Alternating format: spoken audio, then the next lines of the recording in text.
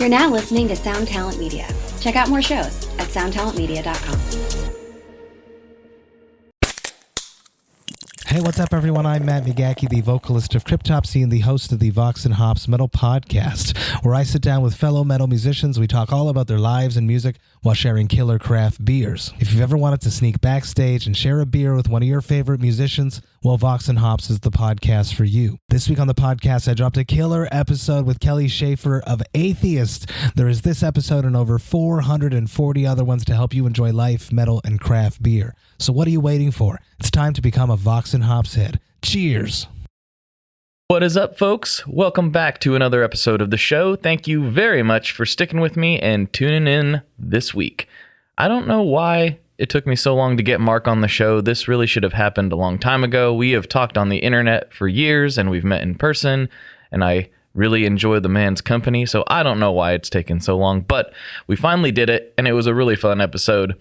We get off into the weeds about being weird internet guitar guys and not really knowing what that means, and we kind of talk about our experiences where we both started on Instagram, and it was kind of a unique little blip in time. So we talk about that, and we talk about gear and all kinds of stuff, and I have to say, much like last week's patron exclusive episode, this one was straight fire as well, because, well, I don't know. I had a blast talking to Mark. We have a lot of similarities in our backgrounds and the things we grew up listening to, and it was a nice journey into the early/mid-aughts. So it was a lot of fun. So if you like that kind of stuff, you can go to patreon.com/tonemob, where you can get extra content delivered to your ears every week for just $5 a month. And yes, some of those are super epic. So go check that out if that's your thing. And if not, please just share this with a friend, all that good stuff. All right, I'll shut up now so that we can get right into the episode with Mr. Mark Johnston. Here we go.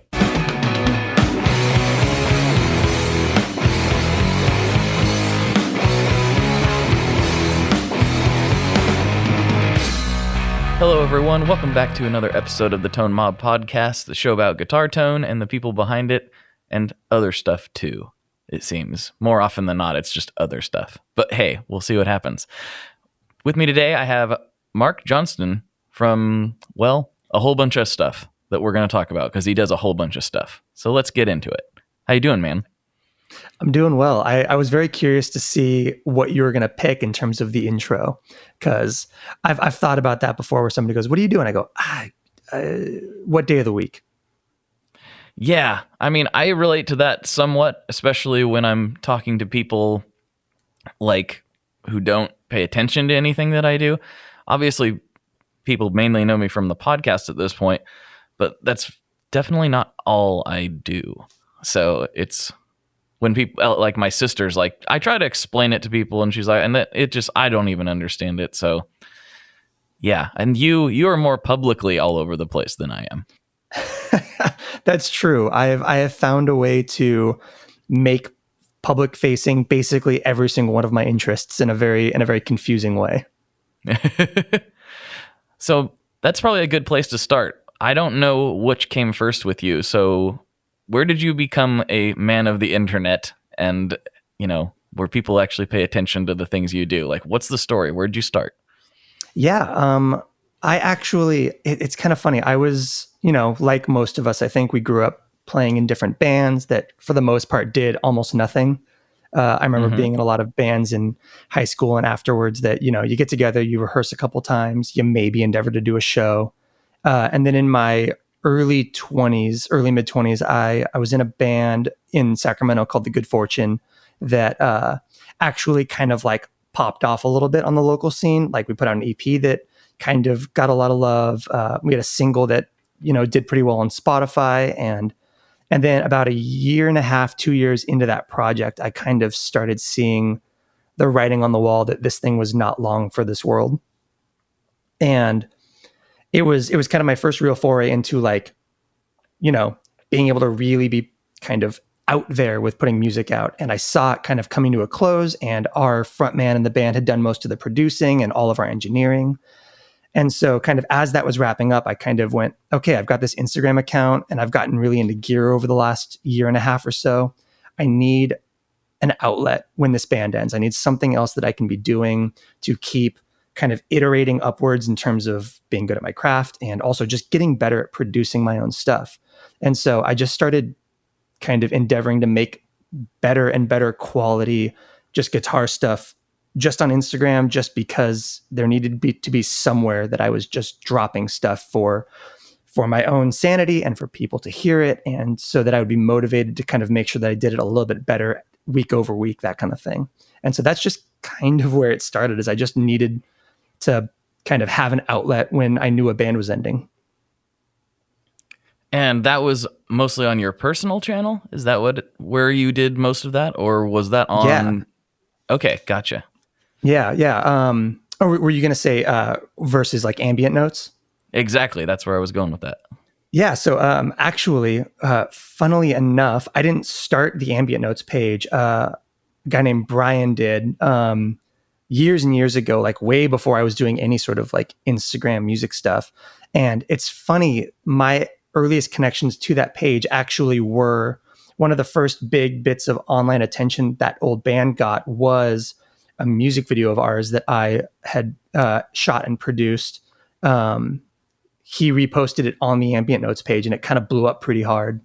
And that was actually kind of how I got connected to him and that page in general. And it wasn't until years and years later, when he was kind of taking a Instagram hiatus, that he kind of asked me if I wanted to take over that page. Gotcha. I was wondering how that worked out, because I knew Brian started it, and I'd met him a couple times at NAMM. And then the next thing I knew, it was you. And I was like, but I already knew you separate from the page, so I was very confused. So that clarifies that. It's a funny thing about that.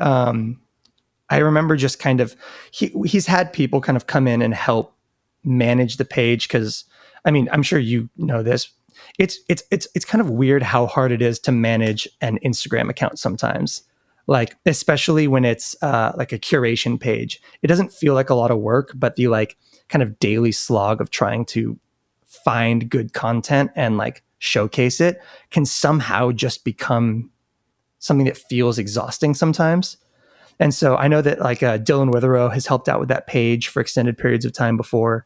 And yeah, I was really kind of grateful to be able to kind of keep that page going. And it's just a great spot to be able to showcase people who deserve more attention on the platform. Yeah, it's an interesting kind of, I don't know what the word is. It's like, I have an interesting perspective on that, because ambient notes started on Instagram like a little bit before I did. I'm not sure exactly how much in advance of me they were there, but it was definitely like one of the inspirations for me to like start the Tone Mob account.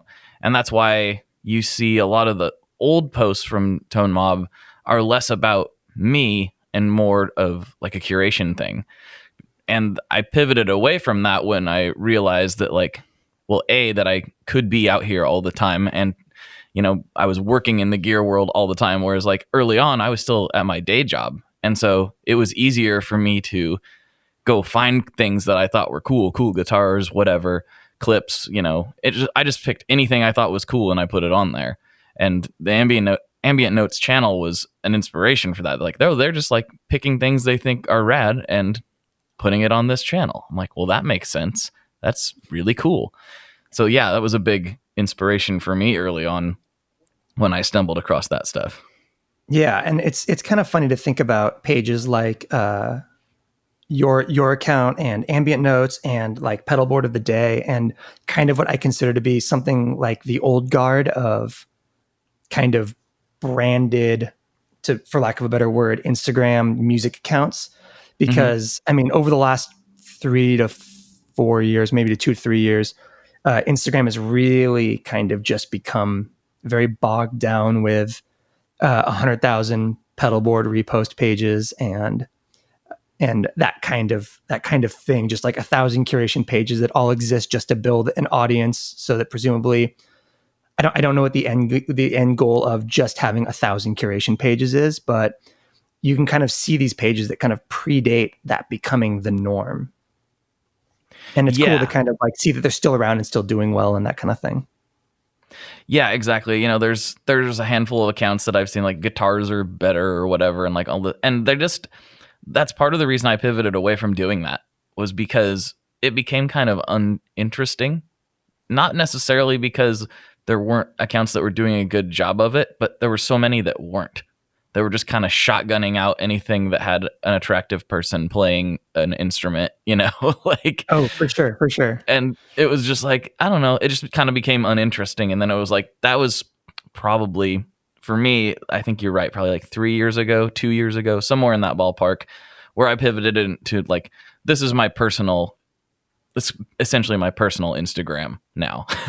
Yeah. I don't post like all the cheeseburgers I eat, but I do post cheeseburgers sometimes.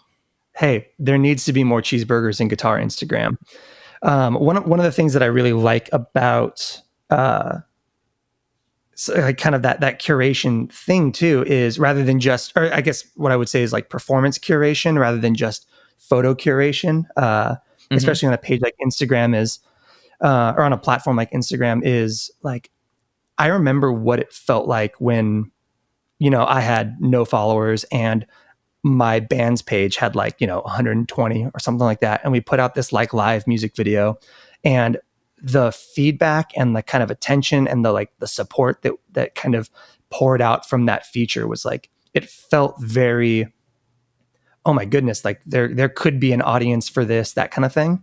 And right. And it was so long ago, but it was really interesting. About a year into running the ambient notes page, of just, I've bounced back and forth between, do I use it to mostly promote kind of like demos and showcases of new pedals, or do I use it to kind of showcase artists that I really like, or do I try to find like smaller artists? And I remember one of the things was I stumbled across this duo called, man, I'm gonna pronounce their name wrong. It's really unfortunate. It's called like Vudlow or something like that. It's like Vudlow. I think that's what their name was. But I remember seeing this music video they put up of this kind of instrumental track they wrote and going, oh, this is really dope. This is the coolest thing I've seen on Instagram in 6 months. And I put it on the ambient notes page just with a little bit of this like kind of rant about, hey, I think this is really good. They're brand new. And that page gets, a couple thousand on a video or whatever. And I think that video of theirs got, it must have gotten 20, 25,000 views, and their page blew up by like hundreds of follows that day. And it was so satisfying and so like motivating to go, having a platform to really find something special and to be able to blast it in front of a ton more people than would have normally seen it is like so high value and such a like great use of what we should be using a kind of audiovisual platform like Instagram for. Yeah, you're a good guy to speak about this with, because I'm sure you experience some of the same things I do, where it's like, this algorithm makes no sense. Oh my gosh, I could get into some conspiracy theory stuff about the algorithm that makes me sound like a crazy person. So like, for instance, I just had to, as you were saying that, while you're talking about this band, this account just like, or that post, excuse me, like blowing up. Like, I keep thinking about this one I did a few weeks ago, where it was just an old Yamaha distortion pedal that I was like, this thing is assembled really uniquely. Like, you think about Boss and how thoughtful some of the features are in their classic, compact pedal design. This Yamaha pedal has a lot of the same things done a different way. And I thought that was interesting just from a usability and assembly perspective. So I made a little video, like 2 or 3 minutes, maybe 5 minutes, I don't remember, of me like kind of taking it apart and like showing people the different things. And I was like, this is, like you said, it'll normally get like 1,000 or, sometimes less depending on how the algorithm's feeling that day. But, Sure. It'll do a little bit of views. And that one's got 27,000 views on this stupid video that I didn't think, I'd put no thought into it. I put like, maybe 5 minutes of time into doing it. It's just, me holding my phone and pointing out some of the features on this pedal. I'm like, this just doesn't make any sense. It just does not make any sense at all. That's so wild. I used to get embarrassingly obsessive about the Instagram algorithm, especially a couple years ago. And I started finding patterns that I'm convinced were not there. There's no way that they were real patterns, but they just got into my head as things that I could see kind of happening consistently. And I started, mixing up correlation and causation. But like, I had these theories that like a post on Tuesday does better than a post on Thursday, but also if I have my Johnny Marr Jaguar in the thumbnail, the video will perform better than any of my other guitars. Even if I'm using mostly other guitars in the video, if I use the Jag on one of the guitar layers and I use it in the thumbnail, it will perform better. And it always did. And it doesn't make any sense. I don't think that's necessarily a conspiracy theory, because I have super noticed that kind of thing. So if I post anything with my blue Roni Oceana, it just for the does most better. part, it just does better. It's something about certain guitars grabbing attention in some way. And then the other one that does really well for me, weirdly, is my Black Telly Custom, which is kind of the opposite of the Roni. It's like subdued, It's the most like workhorse guitar.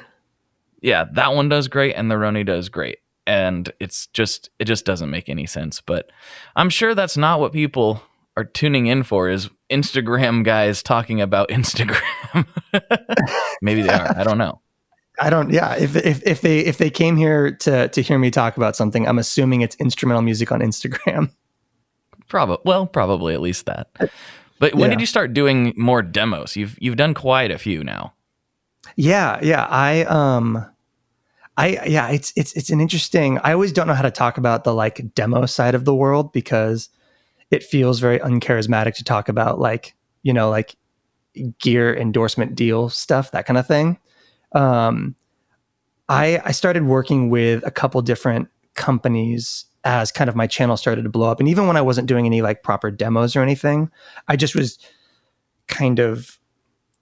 I got really obsessed with, when I first started getting into pedals, I was really frustrated by the fact that so many demos and reviews of smaller boutique companies were all like cell phone videos and like no real microphones involved in the process.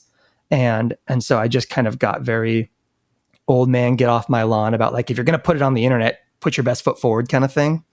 And so I got really obsessed about making sure that anytime I was putting something online, that I was recording it properly and mixing it properly and all that stuff. And I think it just started kind of resonating in a meaningful way. And after a while of just kind of going, hey, I'm kind of getting asked to do features on different pedals, but I'm not making any real demos. No one's asking me to make like a proper demo.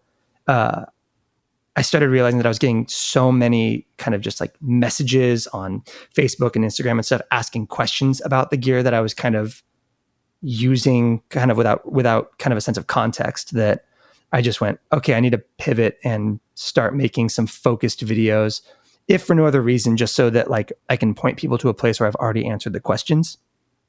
And so that's kind of where it started for me. And it was a mix of that and an intense desire to put the Quiet Theory Prelude in front of as many people as possible, because that's like one of my favorite guitar pedals ever made. And that was my first demo, was me just ranting and raving about how much I love that pedal. Yeah, I remember that. I feel like you messaged me about it like around the same time. It was like, have you played this? And I sadly still have not played it yet, but I hope to one day. I know. Oh my gosh. I know. I mean, I'm going to put this on the podcast so that I'm motivated to actually do it. When we get off this call, we need to coordinate. I'm just gonna send you mine for a few weeks. All right. Well, you're not going to hear me say no to that ever. I think you're going to dig it. It's that right mix of like subtle that I think works really well with an amp. A lot of delay and reverbs, especially a lot of the 2-in-1s, they get so kind of overbearing that you might as well just be plugging straight into your DAW. And I've always considered that one to be kind of a like, this is a good band context pedal where you can't go full wet, you can't go to 70 minutes of decay time, you can't turn the pitch or the delay into some sort of like pitch shifting craziness. It just sounds good when you plug it into an amp that's got some good drive on it, and it just sits right in a mix. And I think that's that seems like your speed. You're into the distortion side of things. Oh, very much. My current obsession is the SM7 Smashbox. So that says a lot. Yeah, it sounds so good. I don't understand how this pedal sounds so good for heavy distortion. It's phenomenal. I don't know why nobody's talking about it. But I mean, for me, it's just because I'm ambient, but well, right. I mean, that makes sense. Yeah. I'm a little bit all over the place. I do chugs, and I also like to drone on ambient style a little bit here and there. But what I think would be a good move is, since you're going to send me that to check out for a little while, I need to send you my Fender reflecting pool, which is my current ambient obsession. Ooh. That thing is really good. They did a really good job. It's a delay reverb also with a bunch of different modes. But yeah, we'll do a little swap for a few weeks. I remember being really impressed with that one. When Fender first kind of jumped, I guess technically back into the pedal market at NAMM like 2 or 3 years ago, with like those first 2 or 3 offerings, I remember being like, okay, does this need to exist? And then very quickly I was eating those words, because like round 2 of new pedal offerings from them on forward have just been like so good. So good. I mean, the Pelt and the Pugilist were part of that first round, and those are both great dirt pedals. I mean, okay, I haven't that might played be my one bias yet against dirt pedals. Maybe that is. You know how I love me some dirt. So. That's true. So many dirt pedals. They've been on fire though, and gosh, the name his name escapes me. The guy who does all of the circuit design for Fender pedals right now. I met him at Summer NAMM last year, and for my life I can't remember his name. I actually have not met him. I think we're supposed to do a podcast. I got to get in touch with my guy over there again. He's a good dude. He's a great circuit designer. Have you played the Lincoln Brewster Signature Strat at all? I have not. They unveiled it at Summer NAMM last year, which is actually the whole reason I was at Summer NAMM.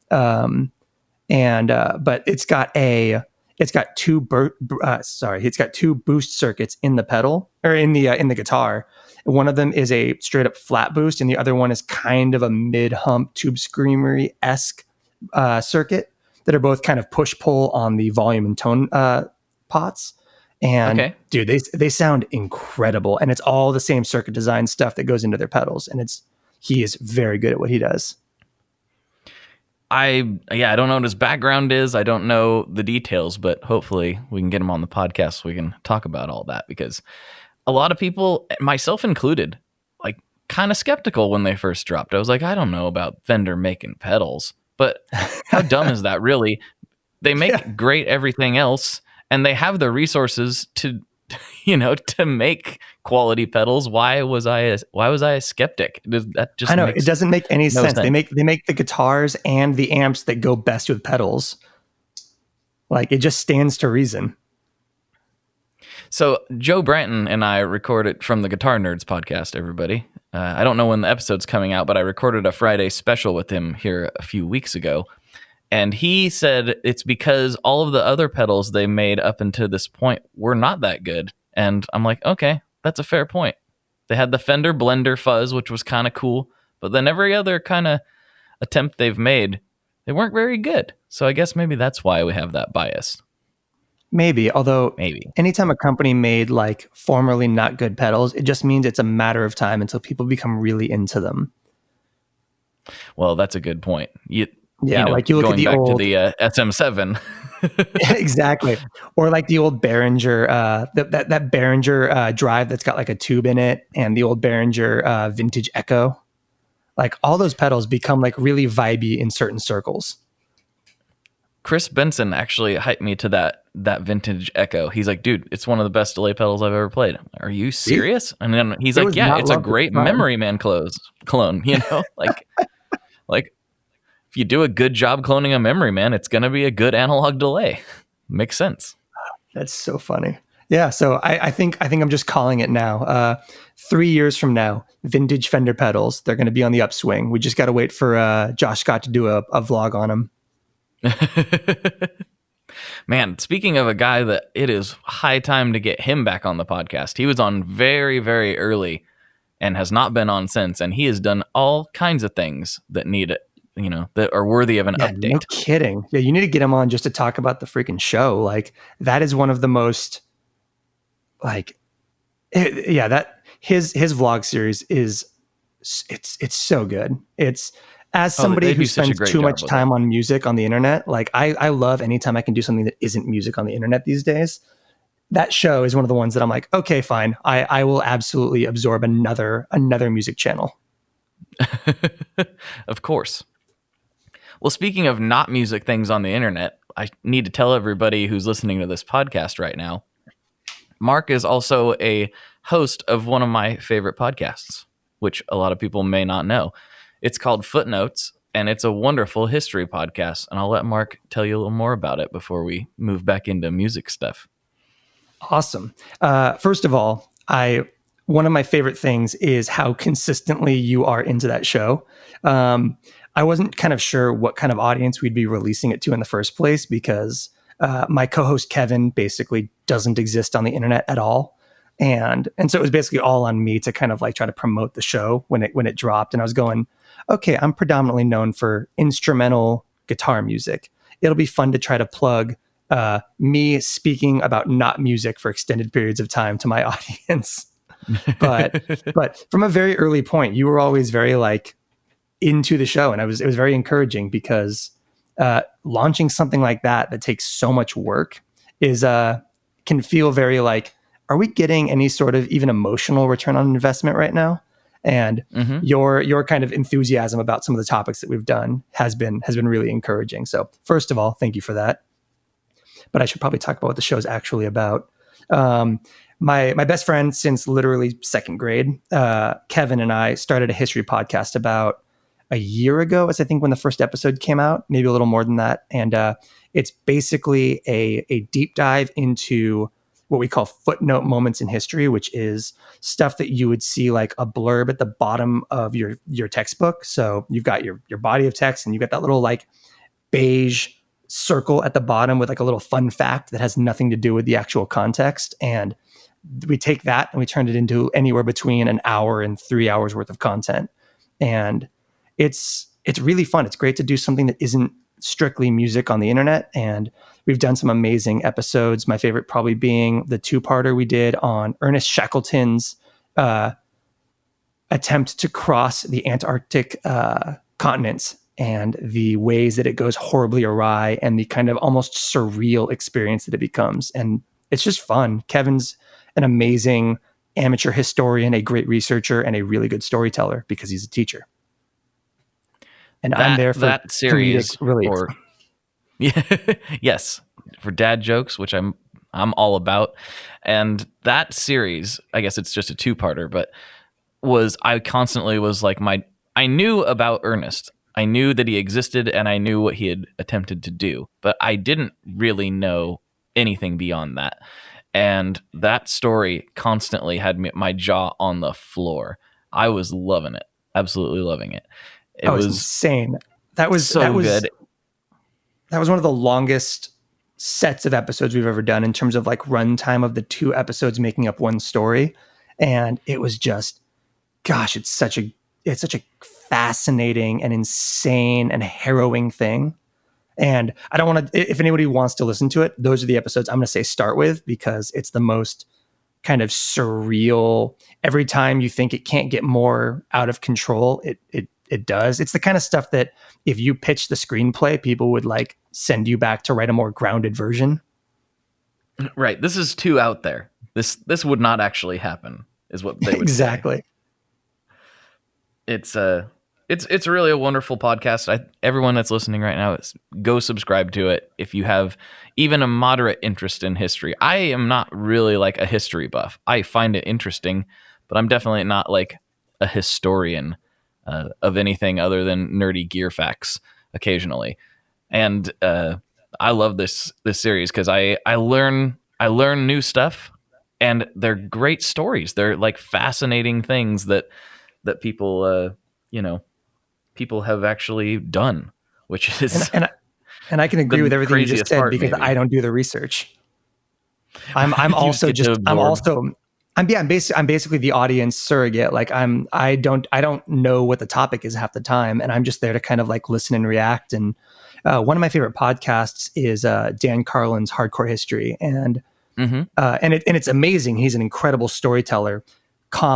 It's always World War II. It's always like Thermopylae. It's always these like big watershed moments of history, and it's so much fun to get to dive into stuff that you recognize the name of and don't know anything else beyond that. Yes. I liked the Joan of Arc one because it didn't fit your brand entirely, but yet you told me a bunch of stuff about Joan of Arc that I had no idea about. So it worked at the same time. Yeah. It's funny how she doesn't seem like she should be a footnotes character, and then as you start hearing the story and you realize, oh, I knew almost nothing about this person. Exactly. Like everyone's heard that name, but I would wager that 99% of people do not know all the crazy details of that story. Oh yeah, like to even try to describe a single battle that she was a part of, I couldn't have done it. I could tell you who she was and how she died, and that's about it. Mm-hmm. Exactly. Well, anyway, on to some guitar stuff. We were talking about modeling versus tubes, which is, the hot button internet topic in the gear world. And we were starting to get into some interesting territory, but I can't remember. I was like, oh, wait, we should pause and actually record this. So I don't remember at what point I said that. But basically where I was going with it is modeling is great and very useful for most people.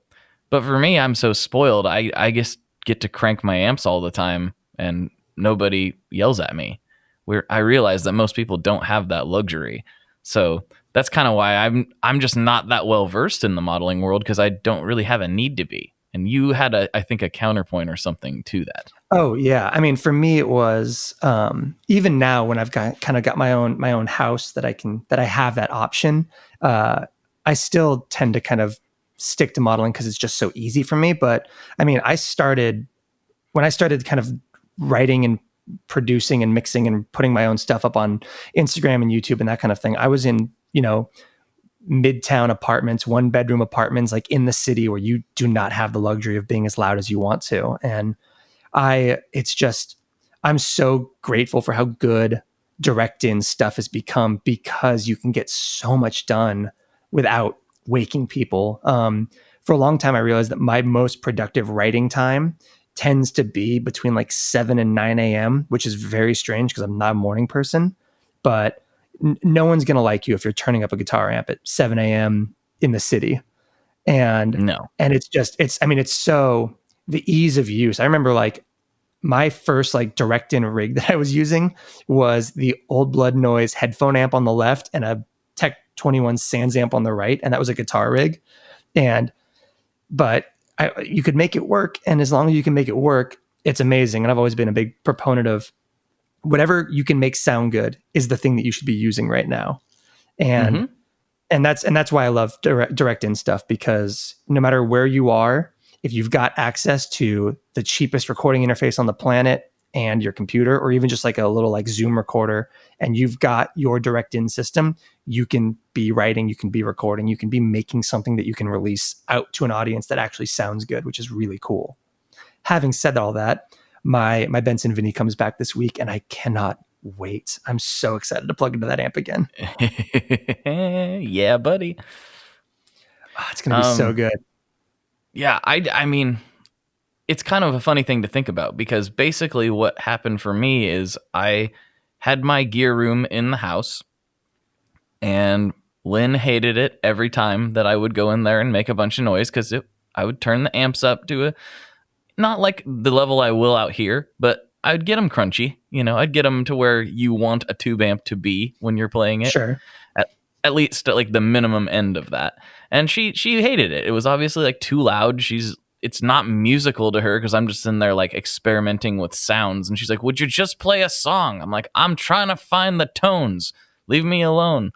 I can totally see why it's horrible. It's like listening to somebody practice violin who doesn't know how to play violin. It's like that equivalent, except that like it's got more feedback. It's like listening to somebody who learned how to play violin at 100 decibels. Yeah, exactly. And so I totally understand, why that was. I would wait till she was not home to do what I really wanted to do. And I started building the shred shed with the intent that it was also going to be the place where I did my home brewing at the time, which I was really into. And as that project kind of progressed and I started, actually seeing what kind of room I had to work with, I thankfully fell out of the hobby of homebrewing at the same time, because if I would have had to have a homebrew set up out here, there would not be room. It would not work. And so I stopped doing that. I still would like to try it again sometime, but for me, it was just like a lot of work. And then, everyone wants your beer. And so you end up with like a case after like all these hours and hours of work that you put in to it. And it's just not really, it wasn't really feasible time-wise for me anymore. But anyway, I moved all my stuff out here, and that was when I started building this. This is where I was going with this. When I started building this, modeling still wasn't there yet. This was like 2015. It still wasn't where it is today. It was just starting to get really good, in my opinion, in that time frame. Yeah. And so I started building this. I'm like, well, if I want to be on this tonal journey, I'm going to have a place where I can turn up amps. So I built it with that in mind. And, had it been 2020 when I came to that decision, I might have just got an Iridium instead of spending all this money and building this place. I really might have. And so I don't know if that's a good thing or a bad thing in retrospect, financially anyways. You'd have more beer right now, I can tell you that. This is true. I would have more beer. I'd have a lot more beer. Sounds like not a lot more beer though. Well, I would have room for a much larger setup. Therefore, that's true. Because it takes about the same amount of time to do like 100-gallon batch as it does a 5, depending on what your setup's like. So as far as the brewing process is concerned anyway. I'm gonna have to pick your brain about kind of some of the stuff that went into the shred shed construction. I am right at the very, very front end of converting my very old, very not gear appropriate garage into a studio, and it's happening right on the cusp of my wife and I having our first child. And so I'm going to need to figure out, how do you do this in a way that doesn't make your child deaf very quickly? Okay. Yes. Well, I can help you with that, because there we go. This construction project started right on the cusp of us having our first child as well. So that was some considerations that went into this. I basically made it as soundproof as I possibly could afford to, because you can really make something super isolated, but you got to have the dough, you got to have the room, like the physical space. And it's not cheap. It's not cheap to make something sound isolated at all, but I'm happy to help. Cool. Yeah. You'll be getting some messages from me in the near future, I think, because the goal is definitely after like 1-bedroom apartment to 1-bedroom apartment, trying to like figure out how to record a blues junior as quietly as possible. I'm finally at that point. I'm going, how do I put some real amps in here? I've got an old JC 120 from the 70s that I'd really like to make use of. Yes, and you should. You really should. Well, you can ask me some questions right here if there's anything off, that's not off topic with this particular podcast. Do you have anything at the front of your brain? I can't imagine it's going to be podcast interesting. I think it's mostly going to be sound treatment and that kind of thing specific. So we'll see. Well, all right. If the listeners want to know more, they can email me. There we go. Maybe I'll start the discussion topic on the Facebook group, and that way anybody can jump in on it. There you go. I think Co Schneider has got some input on that as well. He's built a studio or two in his day, and obviously perfect. Not on like crazy budgets. Because once you have crazy budgets, it's everything gets a lot easier. But most people don't have that. It's funny how that works. It's weird, right? It's like, yeah, when you got a lot of money to throw at it, you can make it perfect. But yeah, I can tell you though that you can do something relatively affordably. It's just like, it depends on how much room you need. If you need a big space, and I would even consider mine a fairly large space, for one dude anyway. You can make it way cheaper if you can shrink it down. You know, like you could build an ISO booth that would work really well in a garage, and it wouldn't cost you all that much. So. Yeah, I think the space I'm working with is something like 15 by 22 or 23. So I should be working with enough space.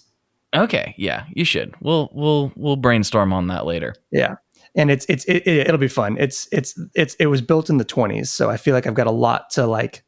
I'm not being delicate with anything during the construction project. All right, cool. This will be fun to talk about. Yeah. This will be a cool sledgehammer project. So, let's talk about some more gear stuff. You've got several really rad guitars. Let's talk about them. Which ones are your favorite? Oh man, I mean, far and away, my favorite guitar that I probably ever owned is my Jennings. That thing is. Chad is making stuff on just such a different level than anything I've used. I got my Voyager October of the year before, like October 2018, I think. And dude, that guitar it's actually funny. I think that I ended up getting that guitar in part because of this podcast. So partial credit to you on that one. Oh, really? Yeah, I found those guitars at NAMM at the start of 2018, Winter NAMM. I went to the JHS booth, and there's literally a picture of me from that NAMM on Instagram of me holding a Jennings that was at the JHS booth and just kind of gawking at it and being like, this guitar is amazing. I've never heard of this company, but these are phenomenal.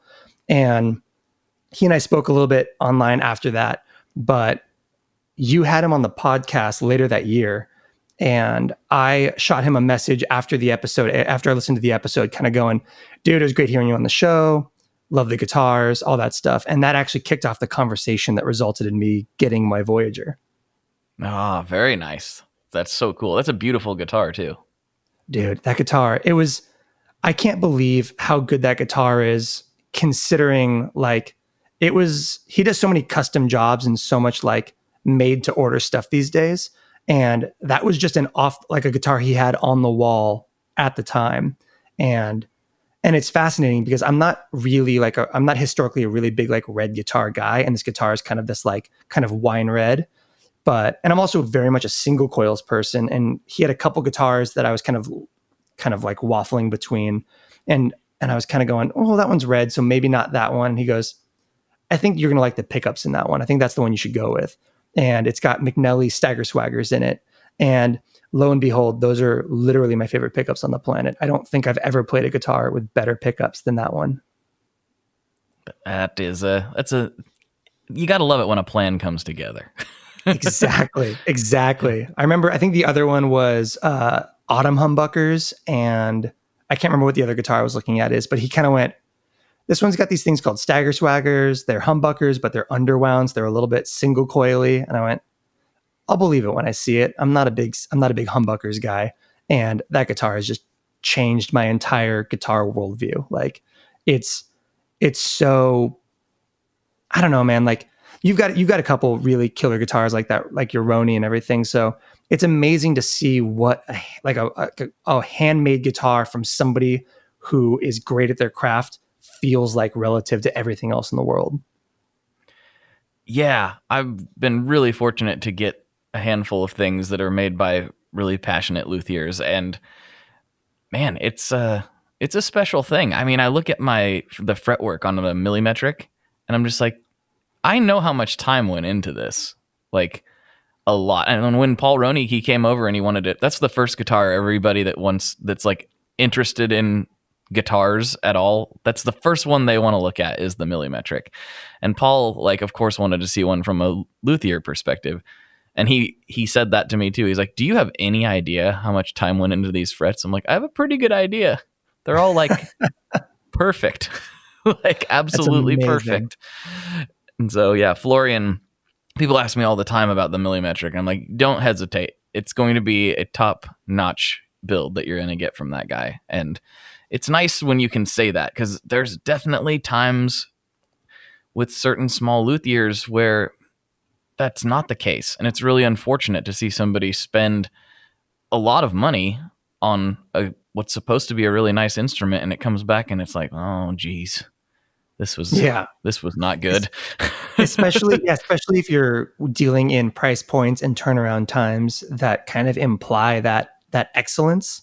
Because there's some guitars that you kind of want to be janky. Like I love Fender guitars, not because they're excellently made guitars, but like I love the fact that my Johnny Marr Jag is kind of janky and has some weird issues with it. Same thing with my Tele, same thing with my Strat. Like they're not perfect guitars by any real metric, but the awkwardness with them, the idiosyncrasies that exist inside of those guitars create so much inspiration for me and so much of an interesting tension when playing that I really love. And if that's what you're after in a guitar, then it's really beautiful to get that. And getting a clinically perfect version of that is less inspiring. But if you're going after that, like someone's going to make a piece of actual art that is a guitar, yeah, you really want it to be made by somebody who really has mastered that craft.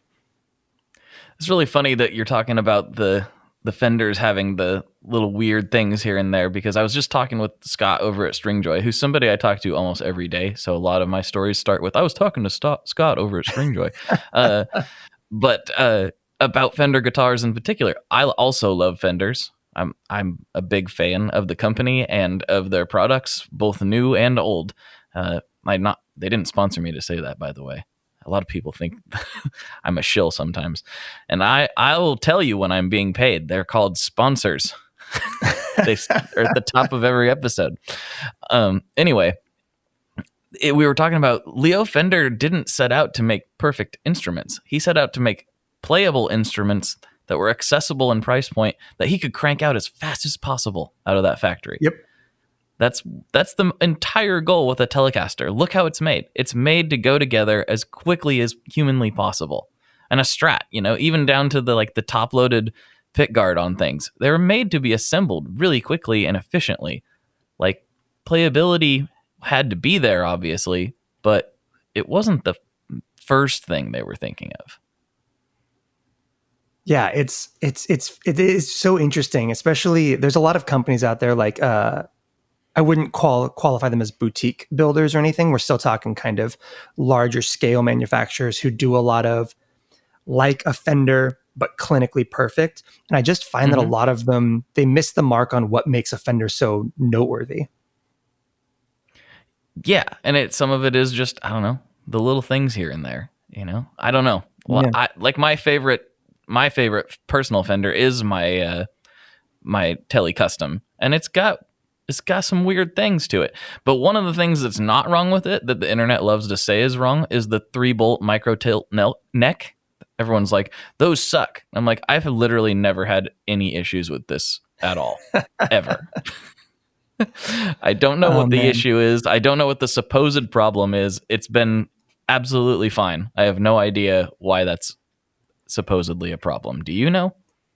I have no idea. I feel like I know relatively little about the actual kind of construction process of so many guitars. I just know kind of what I like and what I don't like in a guitar. Once again, I think I said this earlier, which is simply just if you like the instrument. I think when we were talking about direct in rigs, if something works for you, if something sounds good, and if something kind of enhances your ability to kind of seamlessly create and kind of streamline that process of feeling something and getting it recorded, then like anyone's opinions on whether or not it's right are dumb and wrong. Yeah, 100%. Yeah, don't listen to me. What do I know? Maybe you hate Fenders. Maybe you're a Gibson guy all the way. And if that's what makes you rip a sick solo, then don't listen to me. I'm just some idiot on the internet. Come on. Yeah, exactly. Dude, you should see the wiring on my Jag. Like it's a mess. That guitar is it's so janky. I don't know how it even works, but it sounds very specifically good, and I love it. Is there anything unique about the Johnny Marr Jag? I'm not really familiar with that model. Yeah, it's kind of, I think it's kind of the Jag perfected, minus the fact that there's a bunch of weird things about it. It's got bare knuckle pickups, which I think is one of the only Fender guitars that doesn't have Fender pickups in it. Okay. And then typically your Jag is going to have your the 3 switches: your bridge pickup, your neck pickup, and your choke switch, the kind of like in and out of phase thing. And then you've got your kind of treble and your tone. This one's got treble and tone, and then you've got a 4-way like blade pickup selector, and it's a bridge, middle in parallel, neck, and then middle in series, which basically turns the 2 pickups into kind of a giant humbucker. Okay. Okay. And then up above, you've got 2 switches. One is a low cut, and the other one is kind of a low mid cut / treble boost. And that one is only active when you're in that 4th humbucker position, which basically just makes that faux humbucker sound like it's a little bit closer to the bridge than it otherwise would be. Interesting. Yeah, I had to imagine that Johnny was very doing. Yeah, I had to imagine that Johnny was going to be doing things outside of the norm. I just wasn't 100% sure what those would be. Yeah, it's those. And then my favorite very small adjustment to that guitar as well is the slot that the trem arm drops into has kind of like a rubber gasket in there so that it doesn't free spin. Like it doesn't twist into place. It just pops in and then it stays exactly where you leave it, which I love. Oh, yeah, I'm a big fan of that. That's kind of a pet peeve of mine is when trem arms just spin around willy-nilly. It feels sloppy and like I don't have as much control. I like them to be able to move, but I also like them to, if I let go, I don't want it to just swing down. That drives me crazy. And it's probably because my first guitar that had a trem on it had a mastery, and I think that's like the perfect feeling and playing trem. Yeah, it's hard to go anywhere from that. If you started on a mastery, you're not happy going down to like the Squier J Mascis stock trem system. No. Not at all. Even on my Carmine Street Jazzmaster, I had them put just like a standard Jazzmaster trem in it, and that was because I had never played one for any like real length of time, and I was like, I want to live with this for a little bit. And now I'm like, man, I should have them put a mastery in it because that's what I'm going to do one of these days. So that's hilarious. So have you made that switch yet?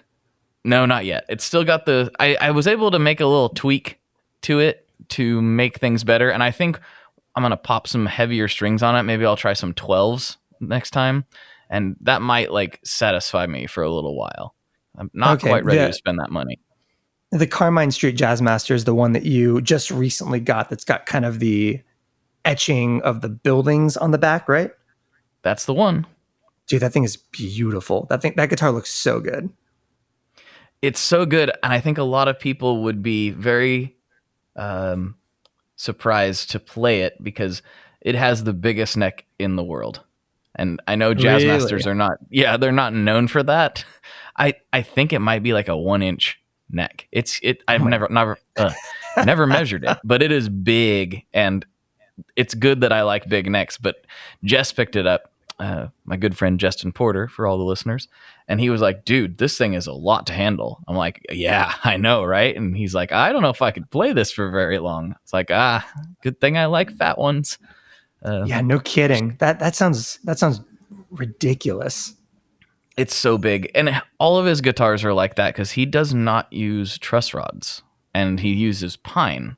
So to offset that, he uses giant necks, which are definitely not everybody's cup of tea. No kidding. I need to check that guitar out. That sounds like, I'm trying to figure out if I could live with that. I feel like if you're kind of doing a lot of chords and a lot of like below the 5th fret stuff, that's the kind of neck that is just amazing. You know, he bases his theory on classical guitars and how they all have big fatty necks. Okay. You know, classical players don't tend to, like really high level classical players don't tend to have any issues with speed. Like they play plenty fast. So this idea that a flat, thin neck is faster, he's like, nah, it's not true. It's just what we electric players have gotten used to. Like the classical players shred like crazy on huge necks. And, Rick's like, it's better for your hand. He's not obviously like an orthopedic surgeon or anything, but like he thinks it's better for your hand. I tend to think that bigger necks are a little better health wise for your hand than thinner ones. That's just my preference, but I don't know. I'm not a doctor. It's just my theory. That's fair. I could totally see why that feels like it should be true. I have no idea if it is, but I also know that like, if you're going to bring classical guitar players into the equation, then yeah, I mean, almost all electric guitar players look like hacks in comparison. It's the same thing with like really high-end bass players. Right. You're like, look, Norm Stockton can do anything on an instrument that I can barely get my hand around. So I don't know why I'm talking about anything. Yeah, exactly. And it's funny. I did an interview with Tyler Larson from Music Is Win, and he was talking about the, guitar players at Berklee, because he went to Berklee, are like viewed at the bottom of the rung. Like just guitar players in general, because it's just like they're guys like me. At least most of us are guys like me who are like, I don't know, I put my finger on it and I think I don't know, I know what a G chord is. I don't know what anything about anything else though. I just hit it till it makes noise, and they're all very like proper, trained, quote unquote, real musicians. And even in that hierarchy, electric guitar players are at the bottom of that sub rung. Yes. Which is so funny. I remember I actually was a music major with a guitar emphasis my first semester of college, before I subsequently dropped out of college like 5 times. And gosh, and I did not know what I was getting into. I showed up to my first like guitar intensive or whatever with my Paul Reed Smith, and my teacher kicked me out of the class. Well, what? Why? Because it wasn't a classical guitar, and I didn't know that was the rule. Oh, wow. I didn't know that either. I would have just grabbed one of my guitars, like a guitar. No, exactly. I rolled in with my custom 22, and I pulled it out in the class, and he went, "No, you're not playing on that." And I went, "It's all I've got." And he was like, "Well, find a nylon string and come back on Tuesday."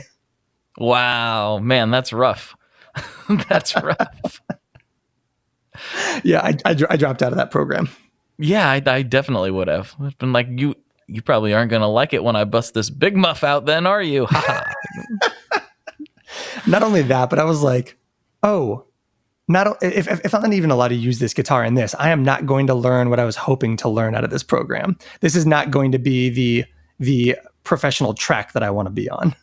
Right. It's a different kind of school of thought, I guess, for lack of a better term. I mean, school of a lot of things on that one, but yeah. So electric guitar players, we're hacks. I'm comfortable with that. I feel that way every single time I have a conversation with somebody who's like really well versed in like modular hard synth stuff. Yeah, I've been a hack for my entire life, and it's gotten me this far. So why stop now? That's the way I look at it. That's pretty much how I feel. I'm about halfway done editing my review for the Poly Effects Bebo. And dude, it was the same thing when I got the Zoya at the start of last year. I was like, oh, this is what I feel like when I'm out of my depth on something. Mm-hmm. It's uncomfortable, but once you start a little swimming, exhilarating. Yeah, once you start swimming, you start figuring it out. It's a good feeling. Yeah, it feels better when you're not attempting to record a video on the topic while you're learning it. That's a little stressful. Yeah, I can imagine so. I felt that way with the Enzo when I first got it. I don't know, but I'm not a master at it, but I got it eventually. So if I can do it, you can too. I get that. I love the Enzo. That is hands down one of my favorite pedals of all time. It's the dry mode on that thing is the most beautiful instrument on the planet. It's so good. You can do so many things. You turn your guitar into something completely different, and it's so much fun. Just love it. Dude, and I love the Maris people. They're so wonderful. Oh, they make the most. I mean, the Mercury 7 is the best pedal format reverb on the planet. Like the Cathedra mode is my favorite algorithm that's ever been made. It's so good. Geniuses. 100%. Well, we're getting close to the end of the episode. And first of all, I've got to let you plug some stuff. So if there's anything you've been wanting to get off your chest, or things you want to direct people to, or whatever, this is your time to shine. Okay, cool. It's so funny. I spend so much time doing the review stuff and everything that for some reason, anytime I'm plugging, I go to like buy a Prelude or something like that, like plugging something that isn't even mine. But I'm going to go with, I just dropped a single from a new music project about a month ago or so. So if people want to go check that out, the project is called Almanor, Almanor, and the single is called Rapture. It's on Spotify. It's on everywhere. It's not instrumental. So if you're into not instrumental music, you might be into this. There you go. And then Footnotes, the Footnotes History Podcast. Those are my plugs. I was going to plug that one more time for you if you weren't going to do it. So yeah, go subscribe to that podcast, people. Do it. You're already in a podcast player right now. Just slide on over, type in Footnotes. It'll come up Footnotes, a history podcast, and you hit that subscribe button. You do it. That was a way better plug than I would have done for that show. So I appreciate that. I really mean it. I really love it. It's one of my favorite ones. It's one podcast that I make sure to not miss a single episode of. So yeah. There's that. Hey, and it's only once a month, so it's not hard to keep up on. No, very easy to keep up on. I am sitting here going like, I'm thinking about making this a twice a week show just to make things really hard for everybody. Kevin and I have tried to talk about how to get our show to twice a month, but we'd have to like dramatically alter the format because he just puts so much like research into every episode because he basically ends up doing it without a script. It's crazy. If you have to alter the format too much, I would say stick to once a month because I really like it as is. That's just my personal preference. That's about where I am too, especially because I do all the editing. Ooh, yeah. Man, that's and rough. that show is not an edit light show. The second episode of the Ernest Shackleton series took me 7 hours to edit. Oh man, that is intense. Dude, it was bad. It was really bad. That's so much. But thank you for it though. I do appreciate it. Oh yeah. It's in service of the show. It's all worth it. Absolutely. All right, Mark, we got some classic questions for you, and then we're going to move on to, Patreon or whatever. So Here we go. What's your favorite Boss pedal? Slow gear. Slow gear. Oh, I think that's the first. And I was just talking about the Enzo dry mode. Of course it's slow gear. That makes sense. It does. Yeah. Well, that was a quick draw. You had that one chambered. You were ready for that. There you go. What's funny is I didn't even know that was going to be the question. It's the Boss pedal that I know that I am into the most. It's either that or the PS5. I used to have that super shifter for the record stop sound, and it was really dope. Nice. Very nice. All right, here's the big one. Mark Johnston, what kind of pizza do you like? Oh man, I'm a fan of this show, so I've been prepping for this answer all my life. It feels. First of all, I'm a simple man. Pepperoni is the correct answer. Pepperoni. There's nothing you can't go wrong with that. It's just correct pizza, and everyone likes it. And if you're ordering pizza for a group and you just get pepperoni, everyone's happy. And if you have too much of it, which is not a real thing, everyone can have reheated pepperoni the next day. Whenever you've got that guy in the group that goes, oh, can we also get, and then they drop like some like white sauce barbecue chicken nonsense. They still eat pepperoni pizza, which means now there's not enough pepperoni and everyone else doesn't want the white sauce barbecue chicken pizza. So pepperoni is the answer. I have opinions on this. Apparently you do. Also, it's worth noting, I'm going to plug my local favorite pizza place here in Sacramento. If you're in the Sac area, in East Sac, there's a place called One Speed Pizza, like the bikes, One Speed. And it is such a good pizza place that I proposed to my wife at it. Oh, wow. Okay. That's a ring. 100% true. That's 100% true. That's amazing. So what kind of style is it? Is it the thinner crust? What are they doing over there? It's thinner crust, but it's not like New York thin crust. We're talking kind of, I don't know, would you just call it gourmet? Like the kind of thing where it's never a perfect circle and you get like the big air pockets in the dough. It's that kind yeah. of pizza. Oh, I'm And into that. their pepperoni pizza there is pepperoni and mushrooms, and it's amazing. That sounds so good. I'm so hungry right now. I That know, we really might have is. to get pizza tonight. I might have to. There's a good chance that I'll be getting pizza tonight. That sounds so good. All right, man. Well, thank you so much for coming on. This has been a real treat. I don't know why it's taken me so long to ask you to come on, but I'm glad we finally did it. Dude, this was very, very fun, and I am stoked to have finally gotten to do this and talk about pizza. Absolutely. All right, everybody. For Mark, this is Blake, and as always, folks, good luck and good tones. All right, folks, thank you so much for tuning in to this week's episode. Please go check out Mark on the socials. Definitely subscribe to his podcast. I seriously love it. I know I've said it a million times on this episode, but go subscribe. Go check it out. It's a great podcast. And yeah, if you want to hear more chat with Mark, which why wouldn't you? You can go to patreon.com/tonemob. And for just $5 a month, you'll get extra episodes delivered to your ears every week. There are so many extra episodes now. There's so much content waiting over there for you. It's kind of insane. But if you can't do that, I totally get it. Things are weird all over. And if you could just share this around, tell your friends, tell your family, tell anybody, it all counts, and every download puts a couple cents. No, not a couple cents, like fractions of a cent. But still, every download puts a little bit of coinage into the pirate ship and keeps this thing going. So thank you so much for all the support over the years.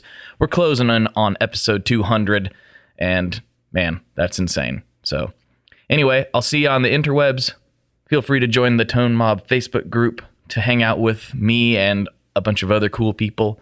And yeah, I'll see you on the internet. Talk to you next time. Bye-bye. One last thing before we totally sign off here. I just want to remind you that if you do any shopping at Stringjoy, that's Stringjoy guitar strings made in Nashville, that will help me out as well. As I've said for years, I'm heavily involved in that company, and I really do think they're making the best products on the market. So if you would like to try custom strings, go to tonemob.com/stringjoy and check them out today. I seriously love what the team down there is doing. I help them out with all kinds of things, and by you supporting them, you are also supporting me as well. And hey, you need some strings, so why not get some custom strings just for your guitar and playing style? Again, the link for that is tonemob.com/stringjoy, and that will take you right to their website, and you can do all your shopping through there, and that will help everyone involved out. So thank you very much. Talk to you next time. We are brought to you by the wonderful folks at Gun Street Wiring Shop. Yes, Gun Street Wiring Shop. I've talked about them before. I used to say based out of Bend, Oregon, but guess what? Sean moved to my neck of the woods. Sean's in Portland. Sean is awesome and has helped me with a bunch of stuff lately. And if you have wiring needs for your guitar, he can help you too. If you want to get weird with it, he can get weird. If you just need to spruce things up a little bit, there's your guy. He takes all the guesswork out of doing your guitar wiring, and he makes it simple, and his customer service is top-notch, and I can't say enough good things about Gun Street as a company. I really respect Sean and what he's all about, and the product is top-notch. I've got 3 different guitars that now have Gun Street harnesses in them, and I could not be happier. So go to gunstreetwiringshop.com and check them out.